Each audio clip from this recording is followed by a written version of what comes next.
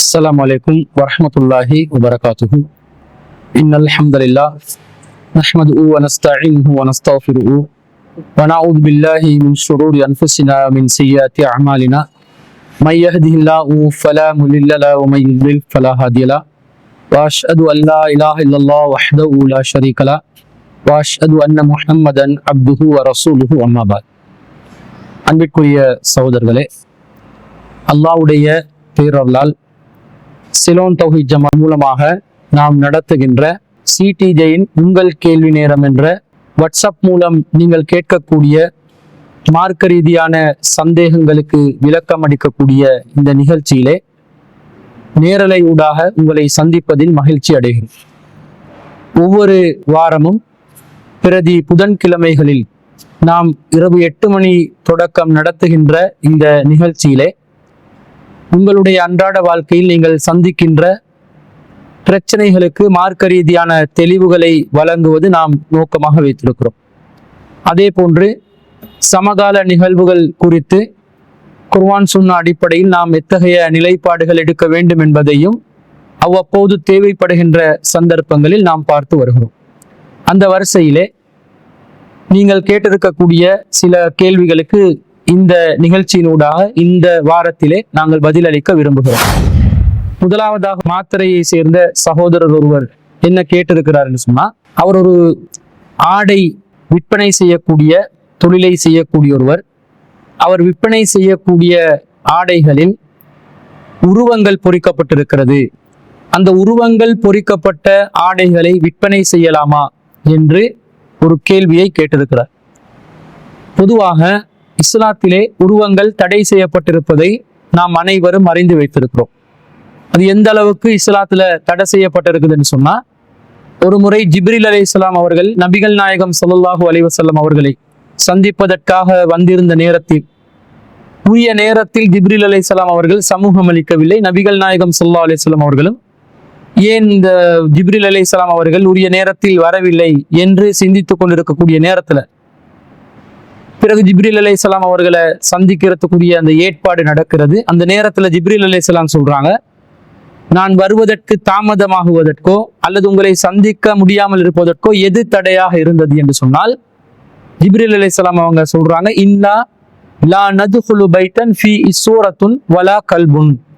எந்த வீட்டில் உருவப்படம் இருக்கிறதோ, எந்த வீட்டில் நாய் இருக்கிறதோ அந்த வீட்டில் வானவர்களாகிய நாங்கள் நுழைய மாட்டோம், நமக்கு நுழைய முடியாது என்று ஜிப்ரீல் அலைஹிஸ்ஸலாம் அவர்கள் பதிலளித்ததாக அபூ தல்ஹா ரலியல்லாஹு அன்ஹு அவர்கள் அறிவிக்கக்கூடிய செய்தி சஹீஹுல் புகாரியிலே 3227வது செய்தியா பார்க்கிறோம்.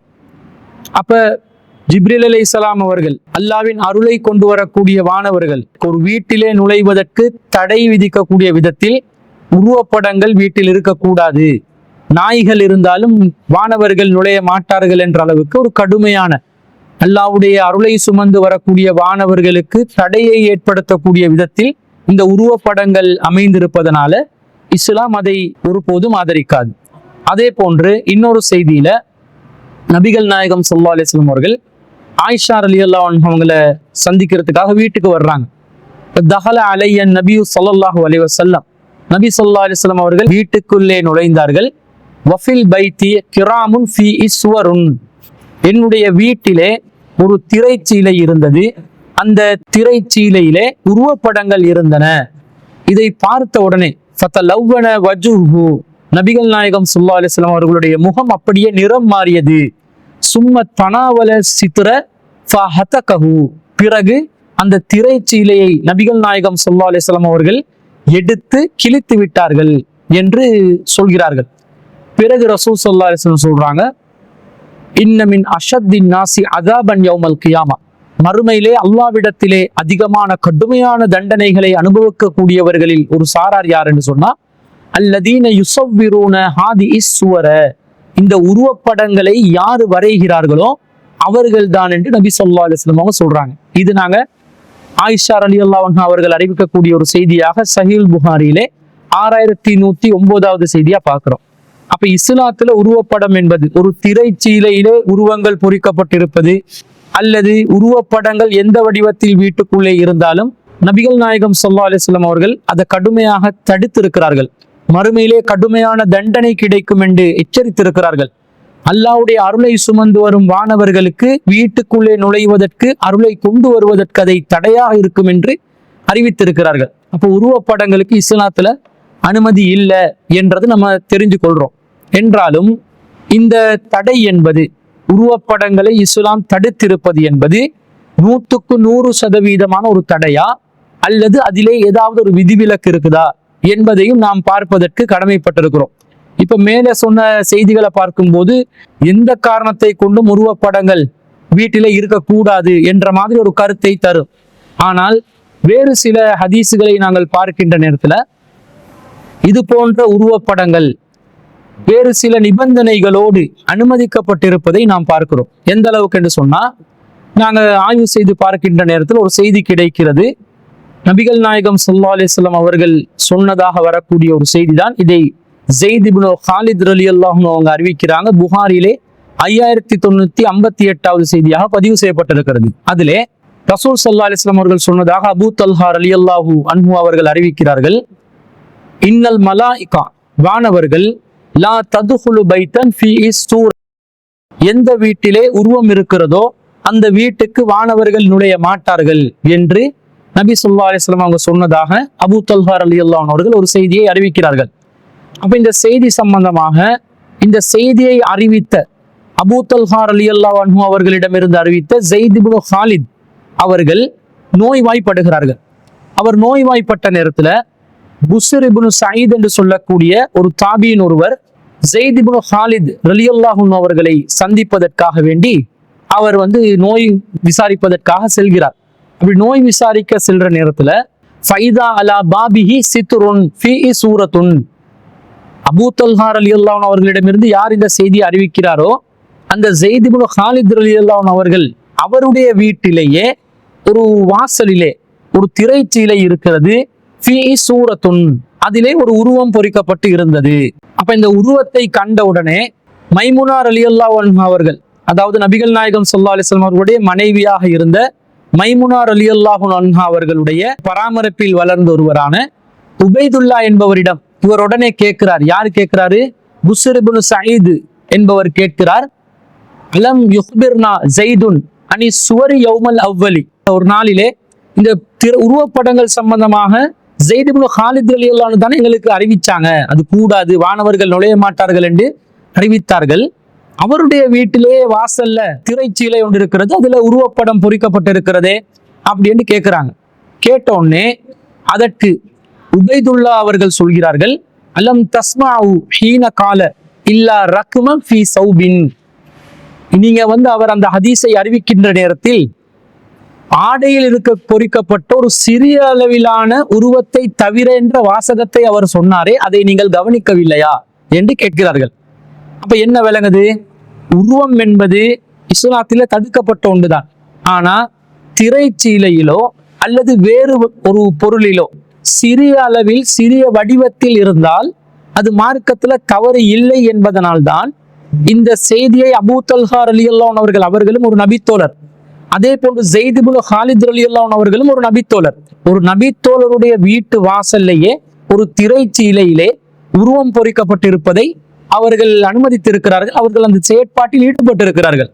மார்க்கம் தடை செய்த ஒன்றாக இருந்தால் கண்டிப்பாக நபித்தோழர்கள் அந்த காரியத்திலே ஈடுபட்டிருக்க மாட்டார்கள் என்பதை நாங்கள் இதிலிருந்து விளங்கி கொள்கிறோம். அப்ப இந்த ஹதீஸ்ல வரக்கூடிய வாசகம் இல்லா ரக்மன் ஃபீ சௌபின், ஆடையில் பொறிக்கப்பட்ட சிறிய அளவிலான உருவம் என்ற வாசகத்திலிருந்து சிறிய அளவில் ஆடையில் உருவம் பொறிக்கப்பட்டிருந்தால் அது மார்க்க ரீதியாக தடுக்கப்பட்ட ஒரு காரியம் இல்லை என்றது இந்த செய்தியிலிருந்து நாங்கள் விளங்கி கொள்கிறோம். அப்ப ரசூல் ஸல்லல்லாஹு அலைஹி வஸல்லம் உருவப்படங்கள் இருக்கக்கூடிய ஒரு வீட்டுக்கு வானவர்கள் நுழைய மாட்டார்கள் என்று சொன்னதை முழுசா வேணாம் என்று சொல்லாம, உருவப்படங்களை முழுசா தடை செய்யாம அதற்கு விதிவிலக்காக சிறிய அளவிலான உருவங்களுக்கு அனுமதி கொடுத்திருப்பதை நாம் பார்க்கிறோம். அப்ப இந்த ஆடைகள்ல அழகுக்காக வேண்டி சிறிய அளவில் உருவங்கள் பொறிக்கப்பட்டிருந்தால் அது மார்க்கத்துல தடுக்கப்பட்ட ஒன்றதாக ஆகாது. சிறு குழந்தைகளுடைய ஆடைகள்ல சின்னதாக ஒரு மிக்கி மவுஸை போட்டு வச்சிருப்பான், அல்லது ஒரு டொனால்ட் டக்கை போட்டு வச்சிருப்பான், அல்லது ஏதாவது ஒரு சூப்பர்சோனிக்கையோ போட்டு வச்சிருப்பான். அது சிறிய அளவில் வடிவத்தில் சிறியதாக இருக்க வேண்டும். அந்த வடிவத்தில் சிறிய அளவு என்பது 10 பக்கத்திலிருந்து பார்த்தால் தெரிகிறது போல தூரத்திலிருந்து பார்த்தாலும் விளங்கும் என்று சொன்னா, தெரியும் என்று சொன்னா அது பெரிய உருவம் தான். அதே போன்று தூரத்திலிருந்து பார்க்கும்போது தெரியாத அளவில் இருந்தால் அது ஒரு சிறிய அளவிலான உருவம் என்று ஒரு முடிவு எடுக்கலாம். அப்ப அந்த வகையில ஒரு ஆடையினுடைய அளவை வைத்து சிறிய அளவில் பொறிக்கப்பட்ட ஒரு உருவமாக இருந்தால் அது மார்க்கத்துல தடை செய்யப்பட்ட உருவமாக ஆகாது. இன்னும் சொல்ல போனால் இந்த நவீன காலத்துல ஆடைகளை உற்பத்தி செய்கின்ற நேரத்துல, தயாரிக்கின்ற நேரத்துல ஆடைகளுடைய அந்த ட்ரேட்மார்க்காக வியாபார ஸ்தலத்தினுடைய அந்த வியாபார நிறுவனத்தினுடைய ஒரு சின்னமாக சிறிய சிறிய உருவங்களை பொறிக்கப்பட்டிருக்கும். உதாரணமாக சொல்வதாக இருந்தால் இந்த crocodile ட்ரெஸ், டிஷர்ட், க்ளோத்திங் எடுத்துக்கொண்டீங்கன்னு சொன்னா ஒரு முதலையை வச்சிருப்பான். கை இடது பக்கத்துல கையில ஒரு சின்ன அளவுல ஒரு முதலையை வச்சிருப்பான், அல்லது டிஷர்ட்ல ஒரு இடத்துல அந்த crocodile மார்க் அவங்க ட்ரேட் மார்க்காக வைத்திருப்பார்கள். அதே போன்று இன்னும் பூமா என்று சொல்லக்கூடிய ஒரு சிறுத்தைய, அவங்க ஒரு பூமா என்பது ஒரு ஆடை தயாரிக்கின்ற நிறுவனம், அவர்களுடைய அந்த நிறுவனத்தின் சின்னமாக ஒரு சிறிய சிறுத்தையை கருப்பு வடிவத்தில் கருத்த சிறுத்தை ஒன்றை அடையாளமாக வைத்திருப்பார்கள். அதே போன்று இன்னும் பல நிறுவனங்கள் எதிர்காலத்திலே உருவாகலாம், அல்லது நாம் பேர் குறிப்பிடப்படாத பல நிறுவனங்கள் இருக்கலாம். ஆடைகள்ல சிறிய அளவில் ஒரு உருவத்தை வச்சிருந்த அந்த உருவத்துக்கு முக்கியத்துவம் கொடுக்காம அந்த உருவத்தை விசாலமாக்காம, ரெண்டு கண்டிஷனையும் கவனிக்கணும். உருவத்துக்கே முக்கியத்துவம் கொடுத்து பெருசா வச்சிருப்பாங்க, அல்லது அந்த உருவத்தை சாதாரணமான ஒரு நிலையில அடையாளமாக மாத்திரம் வைத்திருப்பார்கள். உருவத்துக்கு முக்கியத்துவம் இருந்தாலும் நாங்க அதை அணியக்கூடாது, பெரிய அளவில் இருந்தாலும் அணியக்கூடாது. ஒரு அடையாள சின்னமாக அவர்களுடைய வியாபார தளத்தினுடைய ஒரு அடையாளமாக அல்லது சிறிய அளவில் அலங்காரமாக வைத்திருந்தால் அத்தகைய ஆடைகளை நாங்கள் அணிவதற்கு மார்க்கத்துல எந்த தடையும் இல்லை என்றதை நாங்கள் விளங்கிக் கொள்றோம். அதே போன்று இன்னொரு செய்தி வருகிறது. அபூ தல்ஹா ரலியல்லாஹு அன்ஹு அவர்கள் ஒரு தடவை நோய்வாய்ப்பட்டிருந்தாங்க. அந்த நேரத்துல உபைதுல்லா இப்னு அப்துல்லா இப்னு உத்துபா என்று சொல்லக்கூடிய ஒரு தாபி ஒருவர் அவர்களை நோய் விசாரிப்பதற்காக செல்கிறார்கள். செல்கின்ற நேரத்தில் ஃபவஜத்து இந்தஹு ஸஹல் இப்னு ஹுனைஃப், அந்த இடத்தில் அபூ தல்ஹா ரலியல்லாஹு அன்ஹு அவர்களுடன் ஸஹல் இப்னு ஹுனைஃப் என்று சொல்லக்கூடிய ஒருவர் இருந்தார். அப்ப கால ஃபதஆ அபூ தல்ஹா இன்சானன் யன்ஸிஉ நமதன் தஹ்தஹு, அபூ தல்ஹா ரலியல்லாஹு அன்ஹு என்ன செய்றாங்கன்ற உடனே ஒரு மனிதரை அழைத்து தனக்கு கீழே இருந்த ஒரு விரிப்பை அகற்றுமாறு கட்டளை இடுகிறார்கள். அப்ப ஸஹல் இப்னு ஹுனைஃப் ரலியல்லாஹு அன்ஹு கேட்கிறாங்க, லிம தன்ஸிஉஹு, எதற்காக வேண்டி இதை நீங்கள் அப்புறப்படுத்துகிறீர்கள் என்று கேட்ட உடனே அபூ தல்ஹா ரலியல்லாஹு அன்ஹு சொல்றாங்க, லி அன்ன ஃபீஹி தஸாவீர, அதிலே உருவப்படங்கள் இருக்கின்றன. வகது கால ஃபீஹி நபி ஸல்லல்லாஹு அலைஹி வஸல்லம் மா கத அலிம்த, இது குறித்து நபி ஸல்லல்லாஹு அலைஹி வஸல்லம் அவர்கள் என்ன எச்சரிக்கை செய்திருக்கிறார்கள் என்பதை நீங்களும் அறிந்திருக்கிறீர்கள் என்று ஸஹல் இப்னு ஹுனைஃப் ரலியல்லாஹு அன்ஹு அவர்களிடம் அபூ தல்ஹா ரலியல்லாஹு அன்ஹு அவர்கள் சொல்கிறார்கள். அப்ப ஸஹல் ரலியல்லாஹு அன்ஹு என்ன கேட்கிறாங்கன்னு சொன்னா, அவலம் யகுல் இல்லாமா கான ரக்மன் ஃபீ ஸௌபின், நபி ஸல்லல்லாஹு அலைஹி வஸல்லம் அவர்கள் அதை குறிப்பிடுகின்ற நேரத்தில் ஆடையில் பொறிக்கப்பட்ட சிறிய அளவிலான உருவத்தை தவிர என்று கூறவில்லையா என்று கேட்கிறாங்க. அப்ப தல்ஹா ரலியல்லாஹு அன்ஹு சொல்றாங்க, ஃபகால பலா, ஆமா அப்படிதான் ரசூலுல்லாஹ் சொன்னாங்க. வலாகின்னஹு அத்யபு லினஃப்ஸி, ஆனா நான் என்னுடைய மனதில் பேணுதலுக்காக வேண்டி இதை தவிர்த்து கொள்கிறேன் என்று அபூ தல்ஹா ரலியல்லாஹு அன்ஹு அவர்கள் சொன்ன செய்தியை திருமிதியில 1672வது செய்தியா பார்க்கிறோம். அப்ப இந்த செய்தியில என்ன விளங்குது? ஆடையில் அலங்காரத்திற்காக சிறிய அளவில் பொறிக்கப்பட்ட உருவமாக இருந்தால் அதுல எந்த ஒரு பிரச்சனையும் இல்லை. உருவத்துக்கு இந்த மார்க்கத்துல பெரிய அளவுல தடை இருக்குது, ஆனா அதுல விதிவிலக்காக ஆடையில சிறிய அளவுல உருவம் இருப்பதை ரசூல் ஸல்லல்லாஹு அலைஹி வஸல்லம் அவர்கள் அனுமதித்திருக்கிறார்கள். அதே போன்று அந்த சிறிய அளவில் என்பது என்னென்று சொன்னா, இந்த ரக்கமுன் என்று சொல்லக்கூடிய வார்த்தையிலிருந்து தூரத்தில் இருந்து பார்க்கும் போதும் அந்த உருவம் தெரியும் என்று சொன்னால் அது சிறிய அளவு இல்லை, ஏன்னா அது பெருசா இருக்க போய்தான் தூரத்திலிருந்து விலகுது. அதே நேரத்துல அந்த உருவத்துக்கு தனி மதிப்பு கொடுத்து ஒரு ஆடையை அவர்கள் அலங்கரிப்பார்கள் என்று சொன்னா, மதிப்பளிப்பதற்காக ஒரு உருவத்தை பொறிக்கப்படுவதை இஸ்லாம் தடுத்திருப்பதனால அந்த மாதிரி நிலையில ஆடைகள்ல உருவங்கள் பொறிக்கப்பட்டிருந்தால் நாங்கள் அதை அணியக்கூடாது, அதை உற்பத்தி செய்யவும் கூடாது. இப்ப உதாரணமாக சொல்வதாக இருந்தால் வெசாச்சே என்று சொல்லக்கூடிய ஒரு வியாபார நிறுவனம் அவர்களுடைய ஆடைகள்ல அவங்களோட ட்ரேட்மார்க்கை எப்படி பதிவு செய்வாங்க என்று சொன்னா, அவங்களோட ஆடைகள் எப்படி அது பதியப்படும் என்று சொன்னால், மொத்த ஆடையும் அந்த ட்ரேட்மார்க் விளங்குற அளவுல ஒரு பெண்ணின் முகத்தை அரை பாதியாக போடுவாங்க, அடுத்த பாதியில அவங்களோட ட்ரேட்மார்க்ல பேரை போடுவாங்க. இந்த மாதிரி அளவுல இருக்கும் என்று சொன்னால், அல்லது ஒரு பூமா மாக்கையோ அதே ட்ரேட்மார்க்க மொத்த டிஷர்ட்லையும் அவன் விளம்பரப்படுத்துற அளவுக்கு விசாலமா போடுவானாக இருந்தால், அதே போன்ற ஒரு crocodile ட்ரேட்மார்க்கையே மொத்த அந்த ஆடையிலும் விசாலமான அளவில் அவர்கள் அதை விளம்பரப்படுத்துவார்கள் என்றால், காட்சிப்படுத்துவார்கள் என்று சொன்னா, அப்போதும் அது மார்க்கத்துல தடுக்கப்பட்ட ஒன்றாக ஆகிவிடும். அது அல்லாத நிலையில் சிறிய குழந்தைகளுக்கு, அதே போன்ற பெரியவர்களுக்காக இருந்தாலும் சிறிய அளவில் உருவம் இருந்தால் அதை நாங்களும் உற்பத்தி செய்யலாம். அதை விற்பனை செய்வதும், எதை நாங்கள் பயன்படுத்தலாமோ அதை விற்பனை செய்வதும் மார்க்கத்துல தடுக்கப்பட்டதாக ஆகாது என்பதை நாங்கள் இந்த செய்திகளிலிருந்து விளங்கி கொள்கிறோம். அடுத்ததாக ஒரு சகோதரர் என்ன கேள்வி கேட்கிறார் என்று சொன்னா, வலிமா விருந்தை புறக்கணிப்பது கூடுமா என்று கேட்கிறார். மார்க்கத்துல ஒரு வலிமா விருந்து நடத்துறாங்க, அந்த வலிமா விருந்துல மார்க்கத்துக்கு முரணான காரியங்கள் இருக்கிறதாக தெரிகிறது, ஏற்பாடுகள் நடப்பதாக அறிந்து கொள்கிறார்கள். எனவே இந்த வலிமா விருந்தை நாங்கள் புறக்கணிப்பதற்காக தயாராகுகின்ற நேரத்துல வலிமா விருந்த புறக்கணிக்க கூடாது என்று நபி ஸல்லல்லாஹு அலைஹி வஸல்லம் அவங்க எச்சரித்திருக்கிறாங்க. எனவே கட்டாயம் நீங்கள் வர வேண்டும் என்ற மாதிரி சொல்றாங்க. எனவே இது சம்பந்தமாக என்ன விளக்கம் என்று ஒரு சகோதரர் மல்வானையிலிருந்து கேட்டிருக்கிறார். அப்ப இந்த கேள்வியை நாங்க சரியாக புரிந்து கொள்ள வேண்டும். மார்க்கத்துல வலிமாவுக்காக வேண்டி அழைப்பு விடுக்கப்பட்டால் அதை புறக்கணிக்க கூடாது என்று நபி ஸல்லல்லாஹு அலைஹி வஸல்லம் அவர்கள் நமக்கு வழிகாட்டி இருக்கிறாங்க, வலியுறுத்தி இருக்கிறாங்க. வலிமா விருந்த பத்தி ரசூல் ஸல்லல்லாஹு அலைஹி வஸல்லம், வலிமா விருந்தாக இருந்தாலும் சரி, ஏனைய ஒரு முஸ்லிம் சகோதரன் நமக்கு அளிக்கக்கூடிய ஒரு விருந்தாக இருந்தாலும் சரி, அதை நாங்கள் புறக்கணிக்க கூடாது. எப்படி வருதுன்னு பாருங்க. புகாரில 5173வது செய்தியாக பதிவு செய்யப்பட்ட ஒரு செய்தியை அப்துல்லா இப்னு உமர் ரலியல்லாஹு அன்ஹு அறிவிக்கிறாங்க. ரசூல் ஸல்லல்லாஹு அலைஹி வஸல்லம் சொல்றாங்க, இதா துஇய அஹதுக்கும் இலல் வலிமா, உங்கள யாராவது ஒருவர் வலிமா விருந்துக்கு அழைக்கப்பட்டால் ஃபல்யத்திஹா, அதற்கு நீங்கள் கண்டிப்பாக ஏற்று அந்த வலிமா விருந்தில் நீங்கள் கலந்து கொள்ளுங்கள், அதற்கு செல்லுங்கள் என்று நபி ஸல்லல்லாஹு அலைஹி வஸல்லம் அவங்க சொல்லி இருக்கிறாங்க. அதே போல இன்னொரு செய்தியில வருகிறது, புகாரியிலே 5174வது செய்தி, அபூ மூஸல் அஷ்அரி ரலியல்லாஹு அன்ஹு அவர்கள் அறிவிக்கிறார்கள், வ அஜீபுத் தாஇய, முஸ்லிம் இன்னொரு முஸ்லிமுக்கு செய்த முக்கியமான கடமைகள்ல ஒன்றாக விருந்துக்கு அழைத்தால் அந்த அழைப்பிதழை நீங்கள் ஏற்றுக்கொள்ளுங்கள், அதற்கு பதிலளியுங்கள் என்று நபி ஸல்லல்லாஹு அலைஹி வஸல்லம் அவர்கள் சொல்லியிருப்பதை பார்க்கிறோம். அதே போல ரசூல் ஸல்லல்லாஹு அலைஹி வஸல்லம் அவர்கள் ஒரு முஸ்லிம் இன்னொரு முஸ்லிமுக்கு செய்ய வேண்டிய கடமைகளை பற்றி சொல்கின்ற நேரத்தில், ஹக்குல் முஸ்லிமு அலல் முஸ்லிமி சித்துன், ஒரு முஸ்லிம் இன்னொரு முஸ்லிமுக்கு செய்த கடமைகள் 6 இருக்கிறது. அப்ப அது என்ன? மாஹுன்ன யா ரசூல் அல்லாஹ், அந்த கடமைகள் என்னன்னு கேட்ட நேரத்துல, இதா லகீதஹு ஃபஸல்லிம் அலைஹி, ஒரு முஸ்லிமை நீங்கள் சந்தித்தால் அவனுக்கு சலாம் சொல்லுங்கள்.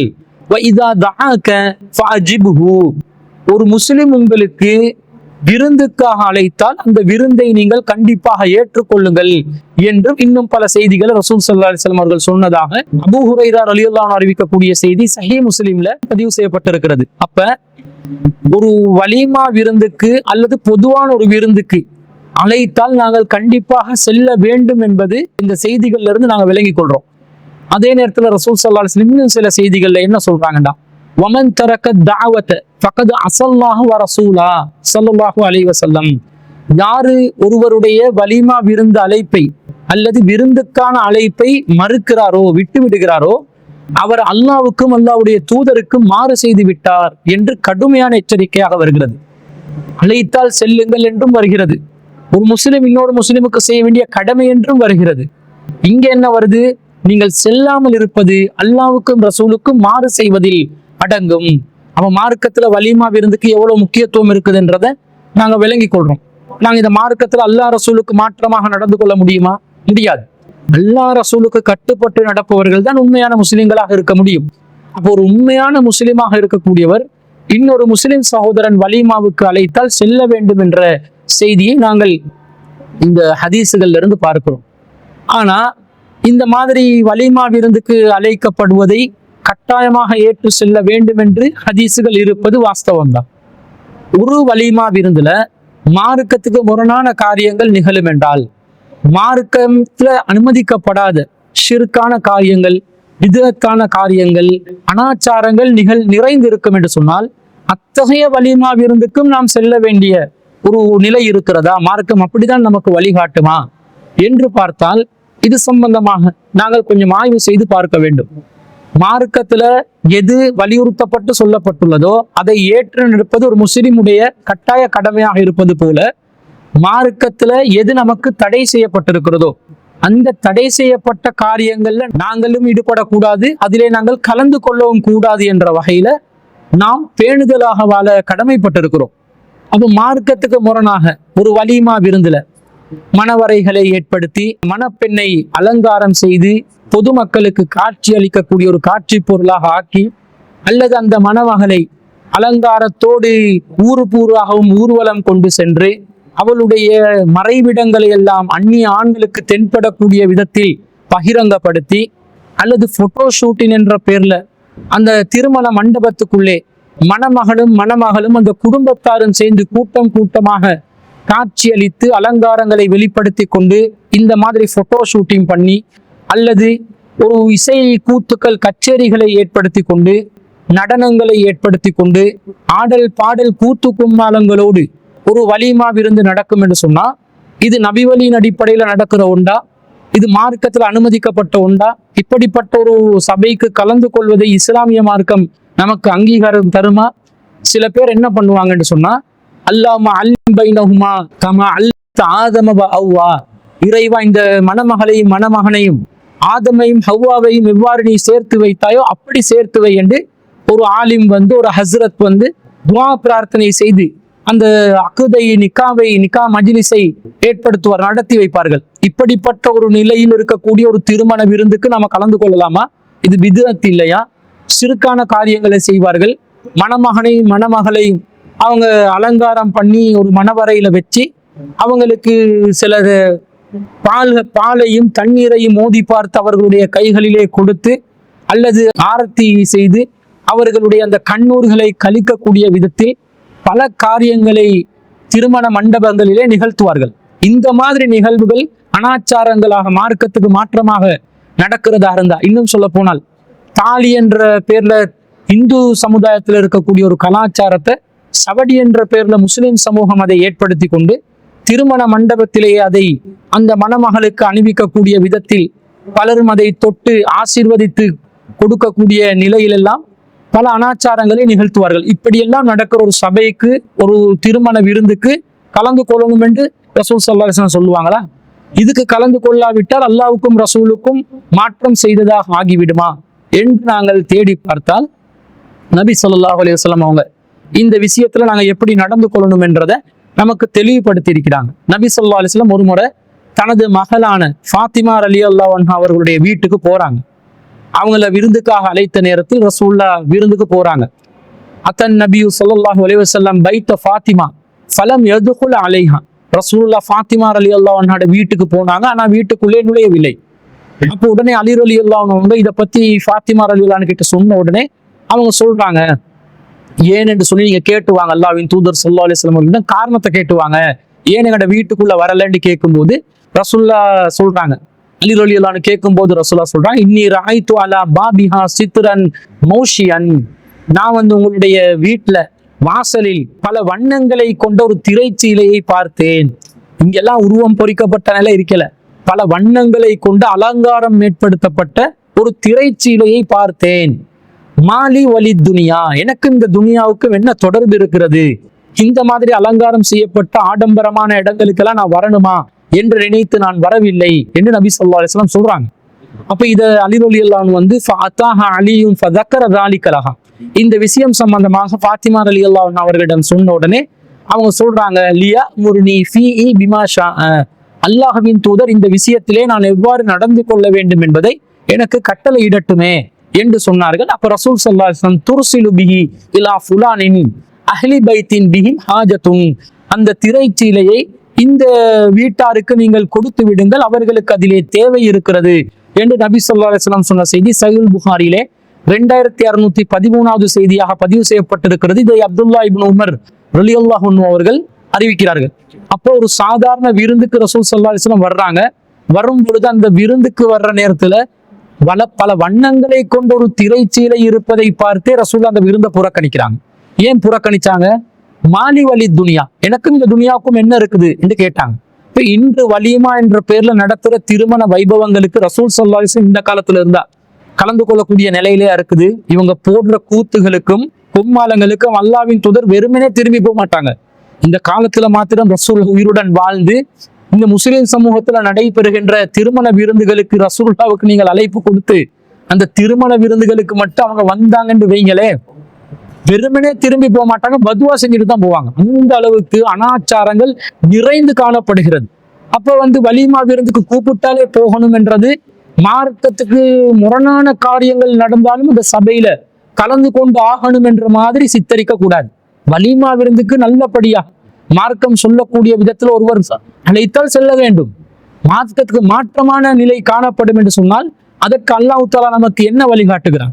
திருக்குர்ஆன்ல 4வது அத்தியாயத்துல 140வது வசனத்துல அல்லாஹ் சொல்கிறான், வகத் நஸ்ஸல அலைக்கும் ஃபில் கிதாப், இந்த வேதத்தில் உங்களுக்கு முன்கூட்டி அறிவிக்கப்பட்டிருக்கிறது, அன்னிதா சமிஅத்தும் ஆயாத்தில்லாஹி யுக்ஃபரு பிஹா வ யுஸ்தஹ்ஸஹு பிஹா, அல்லாஹ்வுடைய வசனங்கள் கேலி செய்யப்படுகின்ற அல்லது புறக்கணிக்கப்படுகின்ற மறுக்கப்படுகின்ற சபைகளாக இருந்தால் ஃபலா தக்உது மஅஹும், அவர்களோடு நீங்கள் ஒருபோதும் அமராதீர்கள் என்று அல்லாஹ் சொல்கிறான். அது எது வரைக்கும் என்றால் அத்தா யஹூலு ஃபி ஹதீஸின் கைரிஹி, அது அல்லாத வேறு பேச்சுக்களில் அவர்கள் மூழ்கும் வரைக்கும், இன்னக்கும் இதன் மிஸ்லுஹும், அப்படி இல்லாமல் அவர்கள் அல்லாஹ்வுடைய வசனங்களை கேலி செய்து கொண்டு புறக்கணித்துக் கொண்டிருக்கும் நிலை நீடிக்கும் பொழுதே நீங்கள் அந்த சபைக்கு செல்வீர்கள் என்று சொன்னால் இன்னக்கும் இதன் மிஸ்லுஹும், நீங்களும் அவர்களை போன்றவர்கள் என்று அல்லாஹ் தஆலா திருக்குர்ஆன்ல நமக்கு கண்டனம் தெரிவிக்கின்றார்.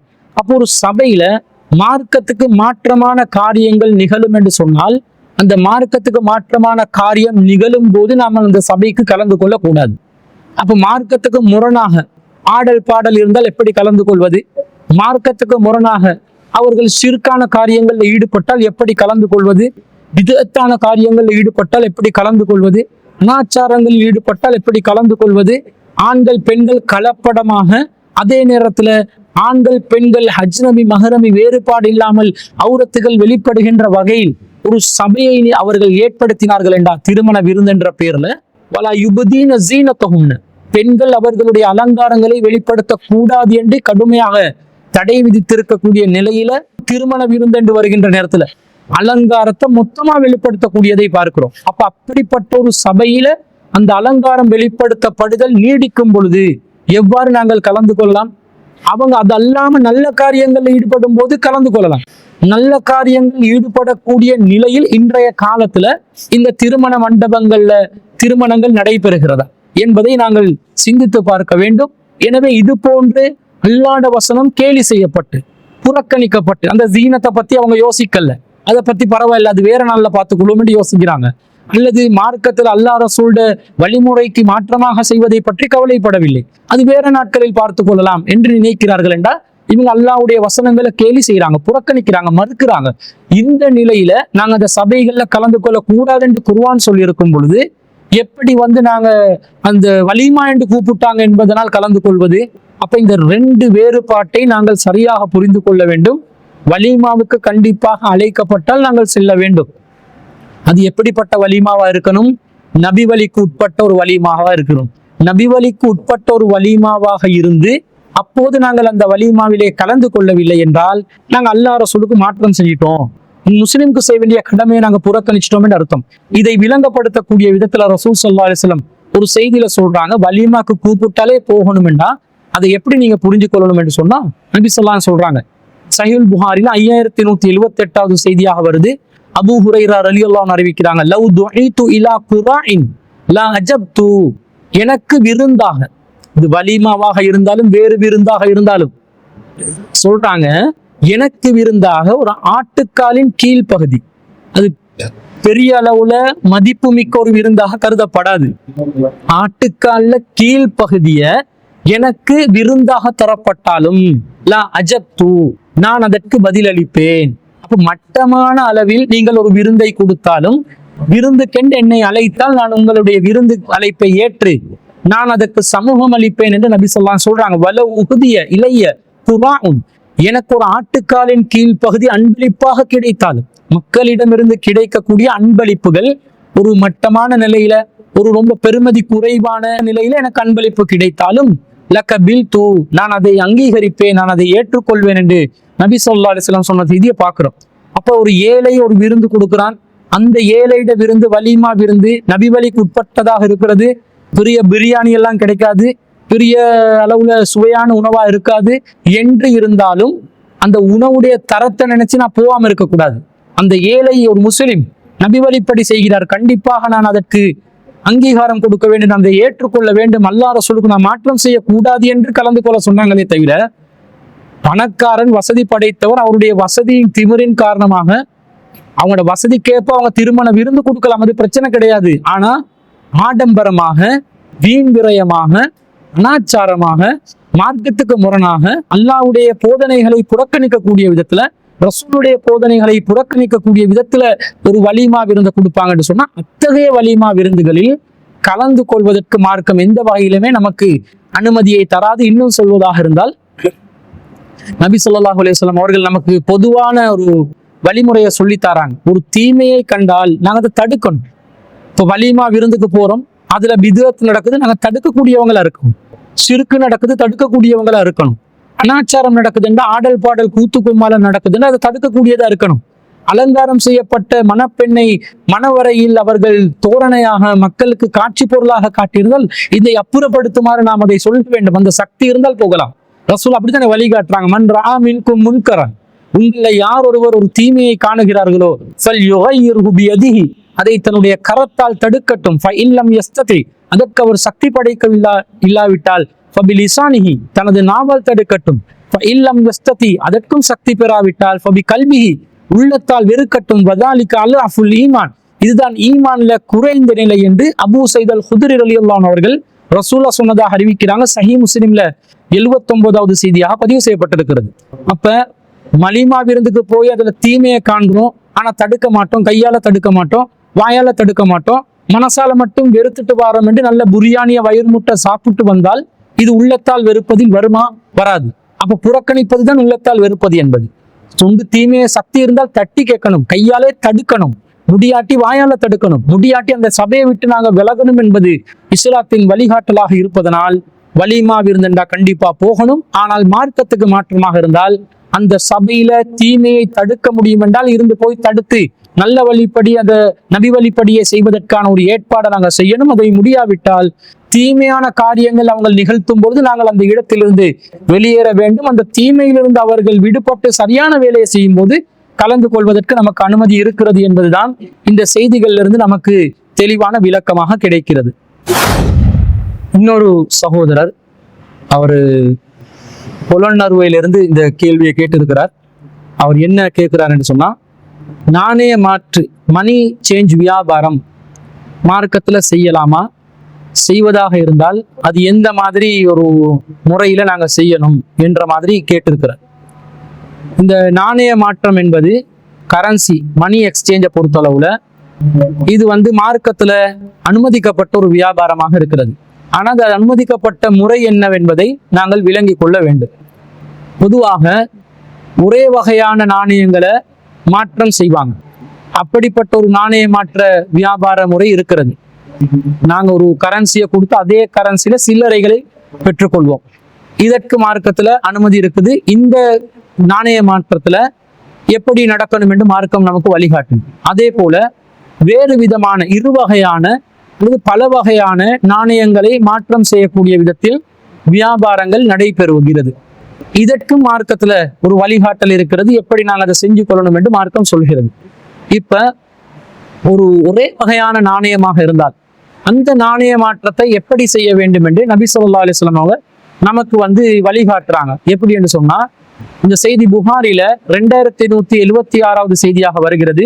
அப்துல்லா இப்னு உமர் ரலியல்லாஹு அன்ஹு அவர்களிடம் ஒருவர் கேட்கிறார், யா அபா சயீத், அபு சயீத் அவர்களே, மா ஹாதல்லதி துஹத்திஸு அன் ரசூலில்லாஹி ஸல்லல்லாஹு அலைஹி வஸல்லம், நீங்கள் அல்லாஹ்வின் தூதர் ஸல்லல்லாஹு அலைஹி வஸல்லம் அவர்களிடமிருந்து ஏதாவது ஒரு செய்தியை நீங்கள் அறிவித்துக் கொண்டிருக்கிறீர்களா என்று கேட்டோடனே ஃபகால அபு சயீத் அவர்கள் சொல்கிறார்கள், ஆம், நான் நாணய மாற்றம் சம்பந்தமாக செய்தி ஒன்றை அறிவித்துக் கொண்டிருக்கிறேன். அப்ப அவர் சொல்றாரு, சமீபத்து ரசூலுல்லாஹி ஸல்லல்லாஹு அலைஹி வஸல்லம் யகூல், ரசூல் ஸல்லல்லாஹு அலைஹி வஸல்லம் அவங்க சொன்னாங்க, அத்தாபு பித்தாபி மிஸ்லம் பிமிஸ்லின், தங்கத்துக்கு தங்கத்தை மாற்றுவதாக இருந்தாலும் சரிக்கு சமமாக இருக்க வேண்டும். வல் வரிக்கு பில் வரிக்கு மிஸ்லம் பிமிஸ்லின், வெள்ளிக்கு வெள்ளியை மாற்றுவதாக இருந்தாலும் சரிக்கு சமமாக இருக்க வேண்டும். அப்போ ஒரே வகையில் உள்ள நாணயமாக இருந்தா அதன் பெறுமதி அளவில் சமமானதாக இருக்க வேண்டும். ஒருவர் ஒரு 100 ரூபாய் கொண்டு வந்து இத மாத்தித்தாங்க, சில்லறையா மாத்தித்தாங்கன்னு சொன்னா 110 ரூபாவாக நாங்கள் மாத்தி கொடுக்கவும் கூடாது, 90 ரூபாவாகவும் மாத்தி கொடுக்க கூடாது. 10 ரூபாட 10 காயின்ஸை கொடுத்து சில்லறை காசை கொடுத்து இன்னும் உனக்கு ஒரு 100 ரூபாய் சில்லறைன்னு கொடுத்துடலாம். அல்லது 20 ரூபாட 5 தாளை கொடுத்து சில்லறையாக இதை 100 ரூபாய்க்கு வைத்துக் கொள்ளு கொடுக்கலாம். இப்போ ஒரே இனமாக இருந்தால், ஒரே நாணயமாக இருந்தால் அதனுடைய அளவு மாறிடக்கூடாது. அதனாலதான் ரசூலுல்லாஹ் சொல்றாங்க, தங்கத்துக்கு தங்கம் வந்தா சரிக்கு சமம் இருக்கணும். இப்போ ஒருத்தர் வந்து 20 கிராம் தங்கம் வச்சிருந்தாருன்னு சொன்னா அதை அவரு சில்லறையா மாத்தி கேட்டான். அந்த 20 கிராம 1 கிராம் 20 மணிகளாக கொடுக்கலாம், 20 பீஸாக அதை பிரித்து கொடுக்கலாம். இப்படி செய்யலாமே தவிர 21 கிராமாகவோ 19 கிராமாகவோ மாத்தி அதை என்ன செய்ய முடியாது, கொடுக்க முடியாது. அப்ப தங்கத்துக்கு தங்கம் வெள்ளிக்கு வெள்ளி என்று சொன்னா சரி சமமாக இருக்கணும் என்றதுல இருந்து என்ன விளங்குறோம் என்றா, ஒரே இனத்தை சேர்ந்த நாணயமாக இருந்தால் அதனுடைய பெருமதியை கூட்டினோம் என்றாலும் குறைத்தோம் என்றாலும் அது பாவமாக போய்விடும். ஒருத்தர்கிட்ட நான் 100 ரூபாய் கொடுத்து 110 ரூபாய் எடுத்தேன்டா 10 ரூபாய் வட்டி எடுத்ததாக ஆகிடும். ஒருத்தர்கிட்ட 100 ரூபாய் கொடுத்து நான் 90 ரூபாய் எடுத்தேன் என்று சொன்னா நான் ஏமாந்து விட்டதாக ஆகிவிடும். அவர் என்னுடைய பொருளாதாரத்தை சூறையாடி இருக்கிறார் என்று ஆகிவிடும். அவர் என்கிட்ட 100 ரூபாய் வாங்கி 90 ரூபாய் தான் எனக்கு தர்றாரு, அவர் என்கிட்ட இருந்து என்ன செய்யறார், 10 ரூபாய் லாபம் அடைகிறார், அவர் வட்டி அடைகிறார். இப்படி வட்டியாக மாறிவிடக் கூடாது என்பதனால ஒரே இனத்தை சேர்ந்த நாணயமாக இருந்தால் சரிக்கு சமமான அளவில் இருக்க வேண்டும் என்று நபி ஸல்லல்லாஹு அலைஹி வஸல்லம் கட்டளை இடுகிறார்கள்.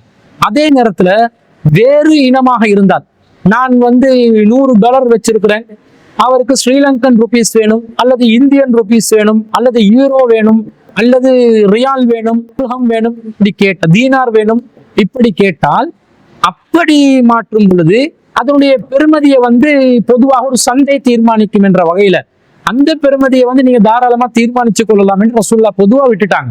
ஏன்னா அது டிமாண்ட் சப்ளையை பொறுத்து மணி எக்ஸ்சேஞ்சுடைய ரேட் தீர்மானிக்கப்பட்டு விடும். இதை நபி ஸல்லல்லாஹு அலைஹி வஸல்லம் எப்படி சொல்றாங்கன்னு சொன்னா, லா தபிஉ ذهب بالذهب الا سواء بسواء, தங்கத்துக்கு தங்கத்தை நீங்கள் மாற்றிக்கொள்வதாக இருந்தால் சரிக்கு சமமான அளவிலே தவிர மாற்றிக்கொள்ளாதீர்கள், விற்பனை செய்து கொள்ளாதீர்கள். வல் ஃபில்லத பில் ஃபில்லதி இல்லா சவாஅன் பிஸவாஇன், வெள்ளிக்கு வெள்ளியை நீங்கள் நாணய மாற்றம் செய்து கொள்வதாக இருந்தால் சரிக்கு சமமாகவே தவிர நீங்கள் மாற்றிக்கொள்ளாதீர்கள். நாங்க ஏற்கனவே பார்த்த விஷயத்தை தான் இங்கே இந்த சொல்ல தெளிவுபடுத்துறாங்க. ஆனால் நீங்கள் தாராளமாக தங்கத்துக்கு வெள்ளியை நீங்கள் மாற்றிக்கொள்ளலாம். வல் ஃபில்லத பிஸ்ஸஹபி, வெள்ளிக்கு தங்கத்தை நீங்கள் தாராளமாக மாற்றிக் கொள்ளலாம். கைஃப ஷி'தும், நீங்க விரும்பின மாதிரி செஞ்சுக்கோங்க என்று நபி ஸல்லல்லாஹு அலைஹி வஸல்லம் சொல்ற செய்தியை நாங்க சஹீஹுல் புகாரில 2175வது செய்தியாக பார்க்கிறோம். இதை அபூபக்ரா ரலியல்லாஹு அன்ஹு அவர்கள் அறிவிக்கிறார்கள். அப்ப நாணய மாற்றத்துல ஒரே அளவுல ஒரே இனத்தில் இருக்கக்கூடிய நாணயமாக இருந்தால் சரியான அளவிலும், வெவ்வேறு வகையான நாணயங்களாக இருந்தால் அதை நீங்கள் வெவ்வேறு விலையில் நீங்கள் தீர்மானித்துக் கொள்ளலாம் என்று நபி ஸல்லல்லாஹு அலைஹி வஸல்லம் அவர்கள் நமக்கு பொதுவான ஒரு அனுமதியை தந்திருக்கிறாங்க. அதுதான் மார்க்கெட் பிரைஸ் என்பது. நாம தீர்மானிக்கிறேன்டா வாங்குபவரும் விற்போருக்கு மட்டும் தீர்மானிக்க இயலாது. மொத்த சந்தையும் சேர்ந்து என்ன செய்யும், டிமாண்ட் சப்ளை அடிப்படையாக வைத்து இதனுடைய விலையை தீர்மானித்துக் கொள்ளும் என்பதை நாங்கள் பார்க்கிறோம். இதே செய்தியில இன்னொரு விஷயம் ரசூல் ஸல்லல்லாஹு அலைஹி வஸல்லம் தடுக்கிறாங்க. என்ன தடுக்கிறாங்கடா, இப்படி நீங்கள் நாணய மாற்றம் செய்து கொள்வதாக இருந்தாலும் ஒரு அந்தந்த நேரத்துல செஞ்சுக்கோங்க, அடுத்த நாளைக்கு தவணை போட்டு செஞ்சிடாதீங்கன்னு ரசூல் ஸல்லல்லாஹு அலைஹி வஸல்லம் பொதுவாக கடனுக்காக நாணய மாற்றம் செய்வது, தவணை முறையில் நாணய மாற்றம் செய்வதை நபி ஸல்லல்லாஹு அலைஹி வஸல்லம் அவங்க தடுத்திருக்கிறாங்க. அப்ப இத அபுல் மின்ஹால் என்று சொல்லக்கூடிய ஒருவர், நாணய மாற்று முறை வியாபாரம் செய்து வரக்கூடிய ஒருவர், அவர் என்ன செய்கிறார் என்று சொன்னா, சஅல்துல் பரா இப்னு ஹாசிப் வ ஸைத் இப்னு அர்கம் அனி ஸர்ஃபி, நாணய மாற்றம் சம்பந்தமாக நான் பரா இப்னு ஆசிம் ரலியல்லாஹு அன்ஹு அவர்களிடமும் ஸைத் இப்னு அர்கம் ரலியல்லாஹு அன்ஹு அவர்களிடமும் கேட்டேன். அப்ப அவங்க ரெண்டு பேரும் சொன்னாங்க, ஃபகாலா குன்னா தாஜிரைனி அலா அஹ்தி ரசூலில்லாஹி ஸல்லல்லாஹு அலைஹி வஸல்லம், நாங்க ரசூலுல்லாஹ்வுடைய காலத்துல இந்த நாணய மாற்றத்தை செய்ய வியாபாரம் செய்யக்கூடியவர்களாக இருந்தோம். ஃபஸஅல்னா ரசூலுல்லாஹி ஸல்லல்லாஹு அலைஹி வஸல்லம் அனி ஸர்ஃபி.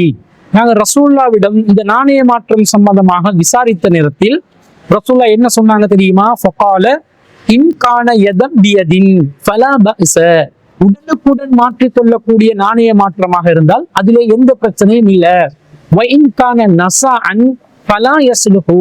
ஆனால் நீங்கள் தவணை முறையில் நாணய மாற்றம் செய்து கொள்வீர்கள் என்று சொன்னா அது மார்க்கத்துல கூடாது என்று ரசூல் ஸல்லல்லாஹு அலைஹி வஸல்லம் தடுத்த செய்தியை அபுல் மின்ஹால் ரஹ்மத்துல்லாஹி அலைஹி அவர்கள் அறிவிக்கிறார்கள். சஹீஹுல் புகாரிலே 2060 மற்றும் 2061 செய்தியாக நாங்கள் இத ஹதீஸாக பார்க்கிறோம். அப்ப இன்னைக்கு ஒருத்தர் வந்து என்ன செய்யறாருண்டா, ஒரு $100 மாத்தி கொள்ளணும் என்றாரு. அப்ப $100 மாத்தணும் என்று சொன்னா ஸ்ரீலங்கன் ருபீஸாக எவ்வளவு அளவு வருகிறதோ, $100 என்றா ஒரு டாலர் 300 ரூபாய் என்று வைத்துக் கொண்டால் $100க்கு 30,000 என்று வரும். அப்ப இந்த $100 கொடுத்து ஸ்ரீலங்கன் ருபீஸ் 30,000 பெற்றுக்கொள்வதோ அல்லது ஸ்ரீலங்கன் ருபீஸ் 30,000 ரூபாய் கொடுத்து $100 நாங்கள் பெற்றுக்கொள்வதோ மார்க்க ரீதியாக எந்த ஒரு தவறும் கிடையாது. இந்த பிரைஸை மார்க்கெட் தீர்மானிக்குது. ஆனா நான் இன்னைக்கு ஒருத்தருக்கு $100 தருவேன், நீங்க நாளைக்கு எனக்கு 30,000 ரூபாய் தரணும் என்ற மாதிரி வியாபாரம் பேசிக்கொண்டால் இதை ரசூல் ஸல்லல்லாஹு அலைஹி வஸல்லம் கூடாதுன்றாங்க. ஃபலா யஸ்லுஹு என்று விட்டார்கள். இது செல்லுபடியாகாது, இது சரி வராது என்று நபி ஸல்லல்லாஹு அலைஹி வஸல்லம் அவர்கள் தடுத்திருக்கிறார்கள். எனவே தவணை முறையில் நாணய மாற்றம் செய்ய முடியாது. இன்னைக்கு என்ன பண்றாங்கன்னு சொன்னா, இப்ப இன்னைக்கு ஒரு இத்தனை டாலர் நான் தர்றேன், நீங்க வந்து அடுத்த மாசம் 15ஆம் தேதி எனக்கு இத்தனை ரூபாய் தரணும் என்ற மாதிரி எல்லாம் நாணய மாற்ற முறையில ஒரு புதிய ட்ரெண்டிங்காக பேசி கொண்டு வருகிறார்கள், நாணய மாற்ற முறை செய்கிறார்கள். இந்த முறையை ரசூலுல்லாஹ் எந்த வகையிலும் அனுமதிக்கவில்லை. காரணம், இதுல ஏதோ ஒரு விதத்துல பாதிப்பு இருக்கும். இப்ப வந்து $100 தருகிறேன், எனக்கு நீங்க நாளைக்கு 30,000 ரூபாய் தாங்கன்னு சொன்னா சில வேளை அடுத்த நொடியிலேயே இந்த டாலருடைய ரேட் வந்து தாறுமாறா ஏறலாம். உலக நிலவரத்துல, உலகத்தில் இருக்கக்கூடிய இந்த பொருளாதார சூழ்நிலையில எது எப்படி எந்த நேரத்தில் மாற்றம் அடையும்னு சொல்ல முடியாது. உதாரணமாக சொல்கிறேன், 300 ரூபாவாக இருக்கக்கூடிய ஒரு டாலருடைய ரேட்டு 350 ரூபாவாகவும் மாறுவதற்கு வாய்ப்பு இருக்குது. அதே நேரத்துல 250 ரூபாவும் மாறுவதற்கு வாய்ப்பு இருக்குது. இப்ப நாளைக்கு என்ன நீங்க செய்யும் போது, ஏண்டா அது ஒவ்வொரு நொடியிலும் மணி எக்ஸ்சேஞ்ச் ரேட் என்பது மாறிக்கொண்டே இருக்கும். தங்கத்தின் விலை, வெள்ளியின் விலை, நாணயங்களுடைய விலை, பெறுமதிகள் ஒவ்வொரு செகண்டுக்கு ஒரு முறையும் உலக பொருளாதார சூழ்நிலையை கவனத்தில் கொண்டு மாற்றம் அடைந்து கொண்டே இருப்பதனால நீ தவணை என்று போட்டுட்டாலே ஒரு சாரார் இல்லாட்டி இன்னொரு சாரார் நஷ்டம் அடைந்து விடுவார் என்பதனால நபி ஸல்லல்லாஹு அலைஹி வஸல்லம் அவர்கள் நாளைக்கென்று டேட் போட்டு நீ வித்துறாதே, உடனே செய்து கொள்ளென்று தான் ரசூல் ஸல்லல்லாஹு அலைஹி வஸல்லம் அவர்கள் சொல்லி இருப்பதனால இதன் மூலம் 100 ரூபாய் 200 ரூபாய் வியாபாரம் பண்றவங்களுக்கு பிரச்சனை வராது. பல கோடிகளாக டாலர்களை வச்சுக்கொண்டு அல்லது நாணயங்களை வச்சுக்கொண்டு யார் வியாபாரத்தில் ஈடுபடுகிறார்களோ பல லட்சங்களை அவர்கள் நஷ்டத்தை உடனே சந்திக்கக்கூடிய நிலை வரும் பொழுது அதுவே பல வரம்பு மீறுதல்களையும் பல பிரச்சனைகளை, சண்டைகளையும் சச்சரவுகளையும் ஏற்படுத்துவதற்கு காரணமாகிவிடும் என்பதனால நபி ஸல்லல்லாஹு அலைஹி வஸல்லம் இதுதான் காரணம் என்று சொல்லல, நமக்கு விளங்கி கொள்ளலாம். இதனால உடனே மாத்திக்கோங்க, தவணை போட்டு நாணய மாற்றங்களை செய்து விடாதீர்கள் என்று நபி ஸல்லல்லாஹு அலைஹி வஸல்லம் தடுக்கிறாங்க. அப்ப சட்ட ரீதியாக பதிவு செய்யப்பட்ட நாணய மாற்றம் அல்லாத வேறு முறைகளையும் நாணய மாற்றங்கள் நடக்கிறது. அது சட்ட ரீதியான அனுமதி இல்லை. அதை செய்யக்கூடியவர்கள் சட்ட ரீதியான அந்த விதிமுறைகளை கவனத்தில் கொண்டுதான் செய்ய வேண்டும். ஆனா பொதுவாக எந்த நாணய மாற்றம் செய்தாலும் ஒருத்தர் வந்து நாணய மாற்றம் செய்யும் போது அதுக்கென்று ஒரு கமிஷன் வச்சு கொள்வாங்க.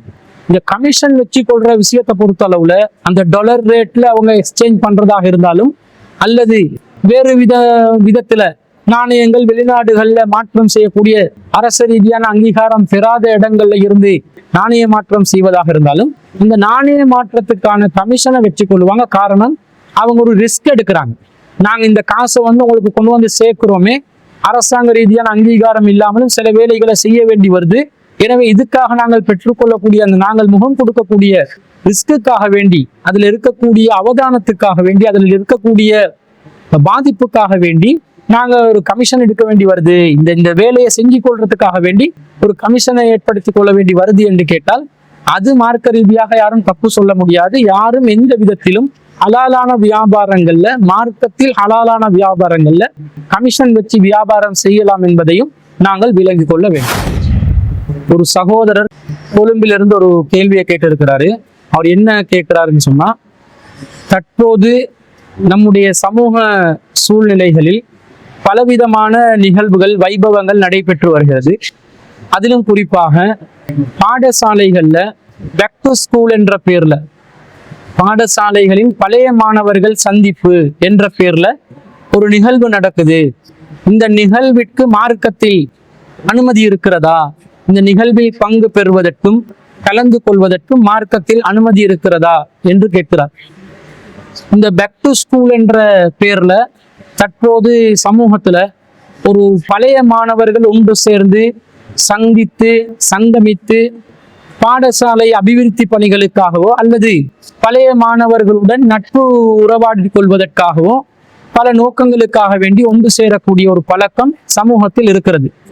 அப்ப இந்த நடைமுறை, இந்த பேக் டு ஸ்கூல் என்ற பேர்ல இந்த நடத்துற நடைமுறை மார்க்கத்துக்கு உட்பட்டதா இல்லையாண்டு அந்த சகோதரர் கேட்கிறார். ஒரு விஷயம் மார்க்கத்துக்கு உட்பட்டதா இல்லையா என்று பார்ப்பதற்கு, மார்க்கத்தில் அனுமதிக்கப்பட்டதா இல்லையா என்பதை சொல்வதற்கு, அந்த நிகழ்வுல என்ன நடக்குது, எந்த நோக்கத்துக்காக அது ஒன்று சேரப்படுகிறது, எத்தகைய நிகழ்ச்சி நிரல்கள் அந்த நிகழ்விலே நடைமுறைப்படுத்தப்படுகிறது என்பதை வைத்துதான் ஒரு முடிவை நாங்கள் எடுக்க முடியும். இந்த பேக் டு ஸ்கூல் என்ற பேர்ல பொதுவாக அந்த கன்செப்ட் எப்படி உருவாகிச்சுன்னு சொன்னா, ஒரு பாடசாலையில பழைய மாணவ மாணவிகள் படித்து தற்போது பல உத்தியோகங்கள்ல பல ஒரு சமூகத்தில் ஒரு அந்தஸ்தோடு மதிப்போடு வாழ்ந்து கொண்டு இருப்பார்கள். அவர்கள் படித்த பாடசாலை ரொம்ப வறுமையிலும் அடிப்படை வசதிகள் குறைவான ஒரு பாடசாலையாகவும், இந்த பாடசாலையில் பல அபிவிருத்தி பணிகளுக்கு உதவி தேவைப்படக்கூடிய ஒரு நிலையிலும் ஒரு பாடசாலை காணப்படும். தான் படித்த பாடசாலைக்கு நான் சென்று இந்த பாடசாலையை அபிவிருத்தி செய்வதற்கு ஏதாவது ஒரு வாய்ப்பு இருந்தால், நான் படித்த நன்றி கடனுக்காக வேண்டியாவது அந்த பாடசாலையை அபிவிருத்தி செய்தால் எனக்கு நன்மை கிடைக்கும் என்ற ஒரு நோக்கத்துலதான் இந்த பேக் டு ஸ்கூல் என்ற பேர்ல ஒரு நிகழ்வு சமூகத்தில் ஆரம்பமானது. அப்போ ஒருத்தர் மட்டும் போய் பாடசாலை அபிவிருத்தி பணி செய்வதாக இருந்தால் அது குறைந்த அளவில் தான் இந்த அபிவிருத்தி பணி நடக்கும். அப்ப இது போன்று தன்னுடைய காலத்தில் படித்த பல மாணவர்களை ஒன்று சேர்த்து படித்த பாடசாலையில என்ன குறைபாடு இருக்குது, எந்த அபிவிருத்தி பணியை நாங்கள் தற்போது மேற்கொள்ள வேண்டும், கல்வியை மேன்மைப்படுத்துவதற்கு அந்த பாடசாலைக்கு எந்த விதத்தில் நான் உதவலாம் என்ற வகையில ஒருத்தர் சிந்தித்து பல மாணவர்களை ஒன்று திரட்டி அந்த சமகாலத்துல படித்த மாணவர்களை சேர்த்து கொண்டு இந்த அபிவிருத்தி பணியை நிறைவேற்றினால் சிறப்பா இருக்கும் என்ற கருத்துல ஒன்று கூடினார்கள் என்று சொன்னால், அப்படி ஒன்று கூடி அந்த பாடசாலையில என்ன குறைபாடு இருக்குது அதை பார்த்து பொருளாதார ரீதியாகவோ அல்லது மனித வளங்களூடாகவோ அல்லது வேறு விதத்தில் அந்த பாடசாலையில் முகம் கொடுக்கக்கூடிய ஒரு பிரச்சனையை தீர்க்கக்கூடிய விதத்திலோ ஏதாவது ஒரு நன்மையை செய்வார்கள் என்று சொன்னால் மார்க்கத்துல இது தடுக்கப்படாது. என்று அல்லாஹ் தஆலா குர்ஆன்ல நமக்கு சொல்கிறான், வத்தஆவனு அலல் பிர்ரி வத்தக்வா, நீங்கள் நன்மையிலும் இறையச்சத்திலும் ஒருவருக்கொருவர் உதவி செய்து கொள்ளுங்கள். வலா தஆவனு அலல் இஸ்மி வல் உத்வான், தீமையிலும் வரம்பு மீறும் காரியங்களிலும் ஒருவருக்கொருவர் உதவி செய்து கொள்ளாதீர்கள். வத்தகுல்லாஹ, அல்லாஹ்வை அஞ்சிக் கொள்ளுங்கள். இன்னல்லாஹ ஷதீதுல் இகாப், அல்லாஹ் கடுமையாக தண்டிக்கக்கூடியவன் என்று திருக்குர்ஆன்ல 5வது அத்தியாயத்தில் 2வது வசனத்துல அல்லாஹ் சொல்றதை நாங்க பாக்குறோம். அப்ப நல்ல காரியமாக இருந்தா, பாடசாலையில அபிவிருத்தி பணி, ஒரு கட்டிடம் கட்ட வேண்டி இருக்குது, ஒரு நூலகத்தை கட்ட வேண்டி இருக்குது, அல்லது ஒரு ஆய்வு கூடம் கட்ட வேண்டி இருக்குது, ஒரு லெப்ப கட்டணும், ஒரு லைப்ரரியை கட்டணும், அல்லது பாடசாலைக்கு ஆசிரியர்கள் பற்றாக்குறையா இருக்கிறாங்க, ஆசிரியர்களை எந்த துறையிலிருந்து தெரிவு செய்து எப்படி அந்த பாடசாலைக்கு நியமனத்துக்கான ஏற்பாடுகளை அரசு உத்தியோகத்தவர்களை அணுகி செய்து கொள்ளலாம், ஜோனல் எஜுகேஷன் ஆபீஸை அணுகி கல்வி வலய நிலையங்களை அணுகி எப்படி இந்த ஆசிரியர் பற்றாக்குறையை நிவர்த்தி செய்யலாம், அல்லது இந்த பாடசாலைக்கு நவீன தொழில்நுட்பம் உள்ளடக்கிய கணினி வசதிகள் தேவை, அல்லது இந்த பாடசாலை மாணவர்களுடைய வருகை ரொம்ப குறைவாக இருக்குது, காரணம் வறுமையாக இருக்கிறது, படிப்பதற்கு ஆர்வமுள்ள மாணவர்கள் மாணவிகள் படிப்பதற்கு வசதி இல்லாமல் இருக்கிறார்கள், அவர்களுக்கு ஒரு ஸ்காலர்ஷிப்பை கொடுத்து அவங்களுக்கு ஒரு கல்வி ஊக்குத்தொகையை வழங்கி எப்படி அந்த படிப்பை மேன்மைப்படுத்தி செல்வதற்கு உதவி செய்யலாம், இது போன்ற காரியங்கள். அல்லது அந்த பாடசாலையில அதிபர் அந்த பாடசாலையை வழிநடத்துவது ரொம்ப கொடூரமாக இருக்கிறது, மாணவ மாணவிகள் மத்தியில ரொம்ப கடுமையா நடந்து கொள்றாங்க, எனவே ஒரு புதிய ஒரு அதிபரை அந்த பாடசாலைக்கு நாங்கள் நியமனம் செய்வதற்கு ஏற்பாடு செய்தால் அந்த பாடசாலையை அபிவிருத்தி செய்யலாம். இது போல எந்த ஒரு விதத்தில் அந்த பாடசாலைக்கு உதவி செய்யலாம் என்றதை பார்த்து சதக்காவாகவோ சதக்கத்துல் ஜாரியாவாகவோ மனித வளத்தினூடாகவோ நாம் உதவி செய்வது மார்க்கத்துல நமக்கு வலியுறுத்தப்பட்டிருக்கிறது. அது பாடசாலைகள்ல எந்த இடத்துக்கும் செய்யலாம். நாம படிச்ச பாடசாலைக்கு மட்டுமல்ல, படிக்காத பாடசாலைகளுக்கும் செய்யலாம். முஸ்லிம்களுக்கு மட்டுமல்ல, முஸ்லிம் அல்லாதவர்களுக்கும் செய்யலாம். இதுல மார்க்கத்துல எந்த பிரச்சனையும் இல்லை. ஆனா இன்னைக்கு பேக் டு ஸ்கூல் என்ற பேர்ல நடக்கிறது அதுதான் இன்னைக்கு நடக்குதா? இன்னைக்கு என்ன பண்றாங்கன்னு சொன்னா, பழைய மாணவ மாணவிகள் சங்கமிக்கிறோம் என்ற பேர்ல மார்க்கத்துல உச்ச வரம்பை மீறக்கூடிய ஒரு அனாச்சாரம் முழுவதும் காணப்படக்கூடிய நிகழ்வாக பார்க்கிறோம்.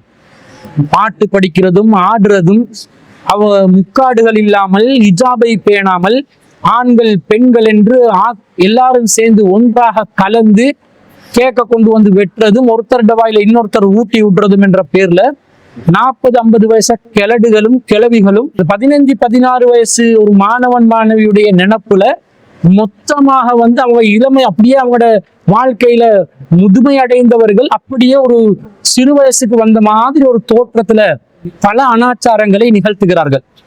இதுல எல்லாம் என்ன நடக்குது தெரியுமா?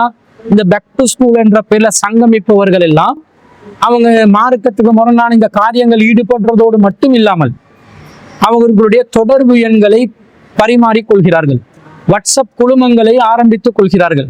இப்படி வாட்ஸ்அப் குழுமங்களை ஆரம்பித்தால் அல்லது தொடர்பு இலக்கங்களை பரிமாறிக்கொண்டு கருத்து பதிவதற்கு ஆரம்பித்தால் ஒவ்வொருத்தர் பர்சனலா கண்டக்ட் ஆகி என்னுடைய பழைய நண்பி, என்னுடைய பழைய நண்பன் அல்லது என்னுடைய பழைய காதலன், என்னுடைய பழைய காதலி என்று சொல்லி ஒவ்வொருத்தருடைய பிரச்சனையை கேட்க ஆரம்பிக்கிறாங்க.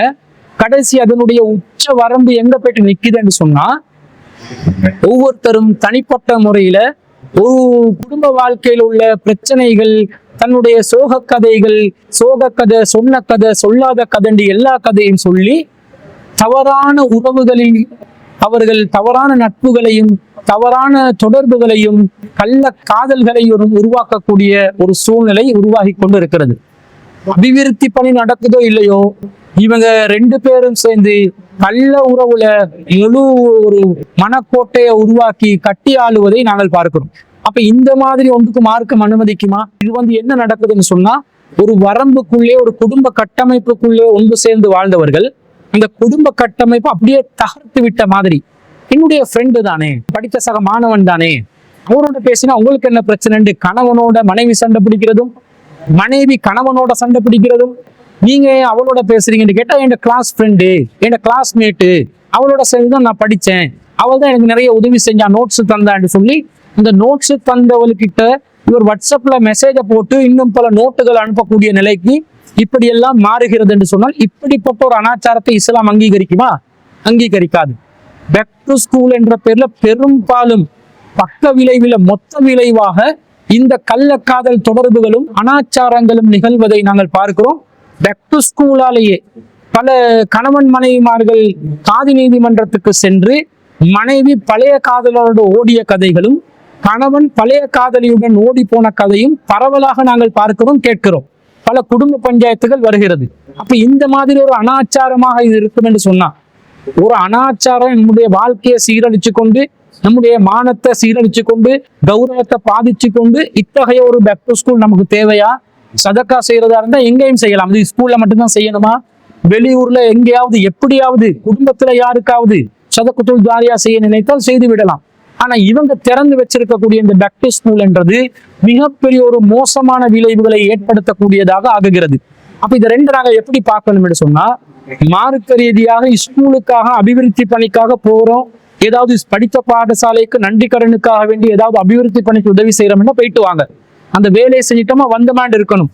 இந்த ஆணுடன் எந்த நிலையிலும் தேவை இருந்தால் பேசலாம், தேவை இல்லாமல் கொஞ்சி குழாவி பேசுவதற்கான ஒரு இடமாக அல்லது சகஜமாக மஹ்ரம் அஜ்னபி உறவுகள் என்பதை எல்லாம் கடாசி விட்டு சகஜமாக பழகக்கூடிய ஒரு களமாக இந்த பேக் டு ஸ்கூல் என்ற கதவை திறந்து கொண்டு விபச்சாரத்திற்குரிய ஒரு வாசலொத்தர் திறந்து கொள்வார் என்று சொன்னா, அத்தகைய பேக் டு ஸ்கூல் ஒன்றுக்கு நாங்க யாரும் போக வேண்டிய அவசியம் இல்லை. ஏண்டா அல் குர்ஆன்ல கூட நமக்கு என்ன அல்லாஹ் சொல்கிறான் என்று சொன்னா, அல்லாஹு ரப்புல் ஆலமீன் இந்த மதுவை தடை செய்கின்ற நேரத்துல நமக்கு முக்கியமான ஒரு சட்டத்தை சொல்லி தருகிறார். எப்படி அல்லாஹ் சொல்றான்? திருக்குர்ஆன்ல 2வது அத்தியாயத்துல 219வது வசனத்துல யஸ்அலூனக அனில் ஹம்ரி வல் மைசிரி, அவர்கள் மதுவை பற்றியும் சூதாட்டத்தை பற்றியும் உங்களிடம் கேட்கிறார்கள். குல் ஃபீஹிமா இஸ்முன் கபீருன், நபியே சொல்லுங்க, அதுல நிறைய தீமைகள் இருக்கிறது. வ மனாஃபிஉ லின்னாஸ், ஆனா அதுல சில நன்மைகளும் இருக்கிறது. அதாவது மதுவும் சூதாட்டத்தையும் எடுத்துக்கொண்டா அல்லாஹ் அதை பத்தி சொல்லும் போது முதல்ல என்ன சொல்றான்? நிறைய தீமைகள் இருக்கிறது. மது அருந்தினால் ஒரு அப்படி மயக்கம் அடைவான், சுய நினைவை இழந்து விடுவான், அவன் செய்வது என்னவென்று அவனுக்கு தெரியாமல் போய்விடும். அவன் குடிச்சிட்டு கட்டில இருப்பதா நினைப்பான், ஆனா காணுக்குள்ள விழுந்து கிடப்பான். அவன் 2 காலில் நடக்கிறதா நினைப்பான், ஆனா 4 காலில் தவந்து கொண்டு செல்வான். அவன் ஆடை அணிந்து இருப்பதாக நினைப்பான், ஆனா அம்மனக்கட்டையோட திரிவான். இந்த மாதிரி தன்னை ஒரு பைத்தியக்காரனாக ஆக்கிக் கொள்ளக்கூடிய அளவுல அவன் மாறி விடுகிறான். பொருளாதாரத்தை இழந்து விடுகிறான். தொடர் பழக்கத்துல மது அருந்த ஆரம்பித்தால் அந்த மதுக்கு அடிமையாகி மது இல்லாமல் வாழ்க்கை இல்லை என்ற நிலையில அவன் நோய்வாய்ப்படுகிறான், அப்படியே நாசமாகி போகிறான். இந்த மாதிரி தீமைகள் இருக்கிறது.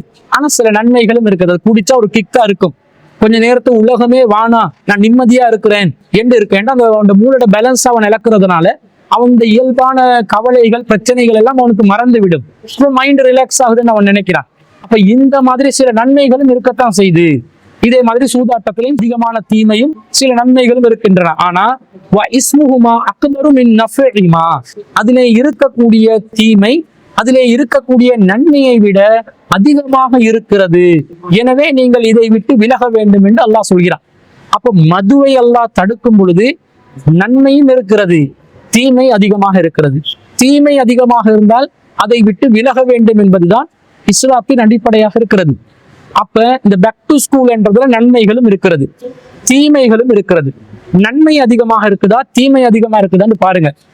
நன்மையை மாத்திரம் அடையக்கூடிய விதத்தில் தீமையில் பங்கு பெறாத விதத்தில் நன்மையை செய்து விட்டு வர முடியும் என்று சொன்னால் தாராளமாக நீங்க அந்த நிகழ்வில் கலந்து கொள்ளுங்கள். இல்ல இதுல போனா தீமைதான் அதிகமாக தெரிகிறது, நான் தீமைக்கு உட்படுத்தப்பட்டு விடுவேன், எனவே நான் இதை விட்டு விலகிக் கொள்வேன் என்று நினைத்தால் அந்த தீமை நிறைந்த ஒரு பேக் டு ஸ்கூல்ல இருந்து முற்றிலும் முழுதாக நீங்கள் விலகிக் கொள்வதுதான் உங்களுடைய இறையச்சத்திற்கு அது தோதுவாக அமையும் என்பதை நீங்கள் விளங்கி கொண்டு இந்த பேக் டு ஸ்கூல் கான்செப்டை நல்லத்துக்கு மட்டுமே யூஸ் பண்ற மாதிரி தீமையான காரியங்கள், அனாச்சாரங்கள், கூத்து கும்மாளங்கள், மார்க்கத்துக்கு முரணான விபச்சாரம் போன்ற எந்த ஒரு விஷயம் அதுல நடைபெறும் என்றால் அதை முற்றிலும் முழுதாக தவிர்க்கக்கூடியவர்களாக நீங்கள் மாறிவிட வேண்டும்.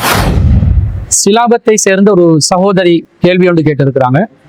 ஏதாவது ஒரு விடயத்தை வேண்டி நியத் வைத்து நோன்பு பிடிப்பது போல் தொழுகையும் தொழலாமா என்று கேட்கிறாங்க.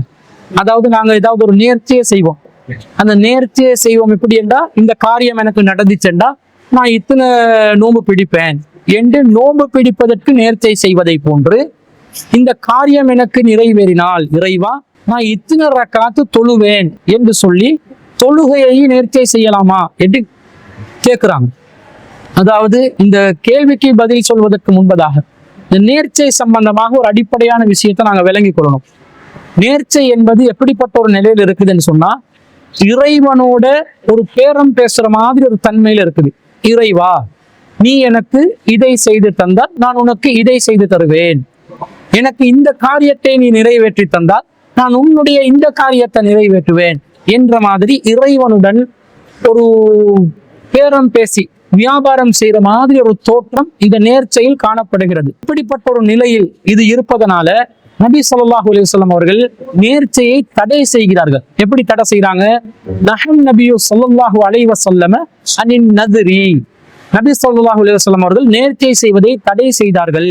இன்னஹு லா யருது ஷைஅன், அது எதையும் மாற்ற போவதில்லை. இந்த நேர்ச்சை என்பது அல்லாஹ் ஏற்படுத்தின விதியில எதையும் மாற்ற போவதில்லை. ஆனா ஒண்ணு நடக்கும், ஒரு கஞ்சனிடம் இருந்து அவனுடைய செல்வத்தை வெளியேற்றிவிடும். ஒரு கஞ்சன் செலவழிக்காம இருப்பான், ஆனா நேர்ச்சையின் காரணமாக இறைவா இது நடந்தால் நான் ஒரு ஆட்டை அறுத்து கொடுப்பேன்டா, கஞ்ச பயல் சாதாரண நேரத்துல எச்சு கையில காக்கா விரட்டாதவன் இந்த நேர்ச்சை என்று வரும்போது ஒரு ஆட்டை கூட குர்பான் கொடுப்பேன் அவன் பொருளாதாரத்தை வெளியே செலவழிக்கிறானே, இது வேணுமென்றா நேர்ச்சையில நடக்குமே தவிர இத நேர்ச்சை இவன் செய்வதனால அல்லாஹ் விதியில எதையாவது மாத்துவானான்னு கேட்டா மாத்த மாட்டான் என்று நபி ஸல்லல்லாஹு அலைஹி வஸல்லம் சொன்ன செய்தியை அப்துல்லா இப்னு உமர் ரலியல்லாஹு அன்ஹு அறிவிக்கிறாங்க. சஹீஹுல் புகாரிலே 6608வது செய்தியாக பதிவு செய்யப்பட்டிருக்கிறது.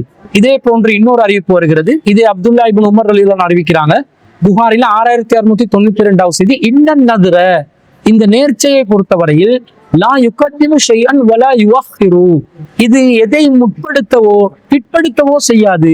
இந்த நேர்ச்சை ஒரு காரியத்தை முற்படுத்தவும் அது, ஒரு நன்மையை முற்படுத்தவும் அது, ஒரு தீமையை பிற்படுத்தவும் அது.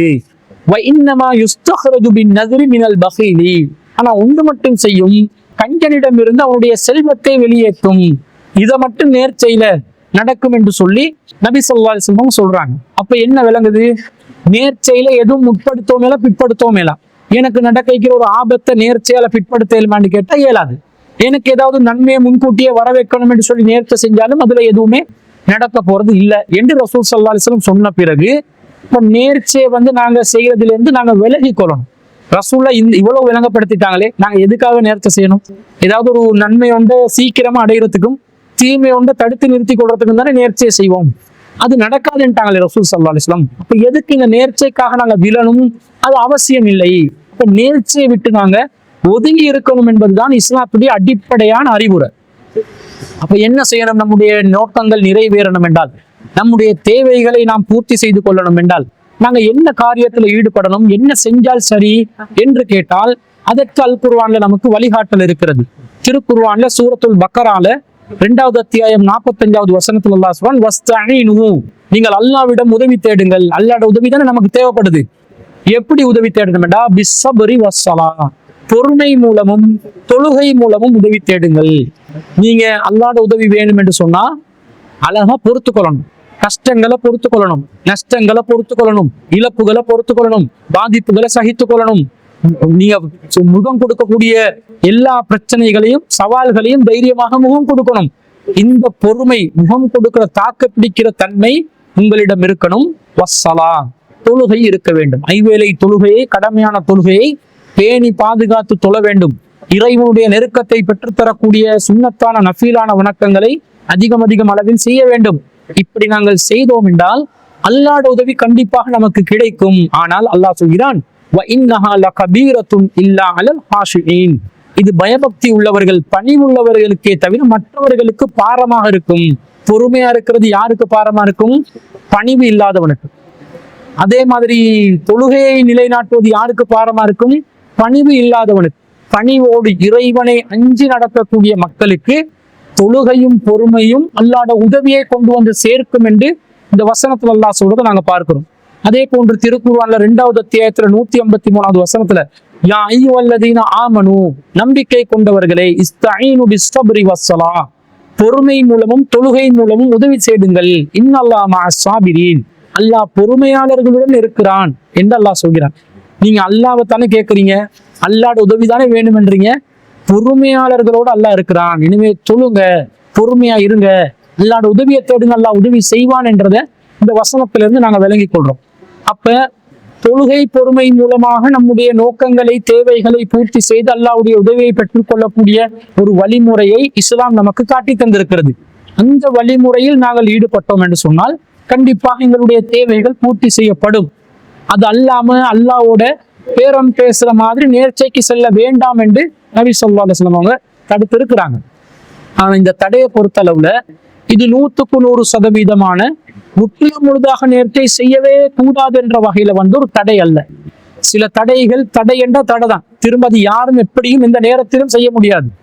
சில தடைகளை பொறுத்த வகையில் அதை நபி ஸல்லல்லாஹு அலைஹி வஸல்லம் அவர்கள் அது தவிர்ந்து கொள்வது சிறந்தது என்ற கருத்தில் சொல்லி இருப்பார்கள். அப்படிப்பட்ட ஒரு கருத்துல தான் இந்த நேர்ச்சை இந்த சொல்றாங்க. தவிர்ந்து கொள்ளுங்கள் என்றால் நேர்ச்சை செய்யவே கூடாது என்று இல்லை. நேர்ச்சையில எதை எதிர்பார்க்கிறோமோ அந்த விளைவு நடக்க போறதில்லை. ஆனால் நேர்ச்சை செய்ய வேண்டாம் என்பது மொத்தமாக நேர்ச்சையை வேண்டாம் என்ற கருத்தில் சொல்லப்படவில்லை என்பதை திருக்குர்ஆன்ல 2வது அத்தியாயத்துல 270வது வசனத்திலிருந்து நாங்க விளங்குறோம். அதுல அல்லாஹ் என்ன சொல்றான், வமா அன்ஃபக்தும் மின் நஃபகா, நீங்க ஏதாவது ஒரு நஃபகா, ஒரு சொத்தை செலவிட்டால், அவ் நதர்தும் மின் நதுரின், அல்லது ஏதாவது ஒரு நேர்ச்சை செய்தால், ஃபஇன்னல்லாஹ யஅலமுஹு, அல்லாஹ் அதை அறிந்தவனாக இருக்கிறான். வமா லில் ஸாலிமீன மின் அன்சார், அநீதி இழைத்தோருக்கு எந்த உதவியாளரும் இல்லை. அப்ப அல்லாஹ் தஆலா சொல்றான், நீங்க நேர்ச்சை செஞ்சா அல்லாஹ்க்கு தெரியும், நீங்க ஒரு தர்மத்தை செய்தால் அல்லாஹ்வுக்கு அது தெரியும். அல்லாஹ் அத்தகைய நன்மக்களுக்கு தான் உதவி செய்வான். அநியாயக்காரனுக்கு உதவி செய்ய மாட்டான். அப்ப நேர்ச்சை செய்யறவனுக்கு அல்லாஹ் உதவி செய்வான் என்றது இந்த வசனத்திலிருந்து நாங்க விளங்குறோம். அதே போல திருக்குர்ஆன்ல 76வது அத்தியாயத்துல 7வது வசனத்துல யூஃபூன பின் நதுரி, நன்மக்கள் என்ன செய்வார்கள் என்று சொன்னா அவர்கள் நேர்ச்சையை நிறைவேற்றுவார்கள் என்று அல்லாஹ் சொல்கிறான். வயகாஃபூன யௌமன் கான ஷர்ருஹு முஸ்ததீரா, தீமை பரவிய நாளை பற்றியும் அவர்கள் அஞ்சுவார்கள் என்று அல்லாஹ் சொல்கிறான். அப்ப நல்ல மக்கள் நேர்ச்சையை நிறைவேற்றுவாங்க என்று வருது. அப்ப நிறைவேற்ற வேணாம் என்று சொல்ல, நேர்ச்சை செய்ய வேணாம் என்று சொன்னது எந்த கருத்துல புரிஞ்சு கொள்ளணும்? தவிர்த்து போங்க சிறந்தது. ஆனா நீங்க உங்க நேர்ச்சியை வந்து செஞ்சிட்டீங்கடா, நினைச்சிட்டீங்கடா, அதை நிறைவேற்றணும்.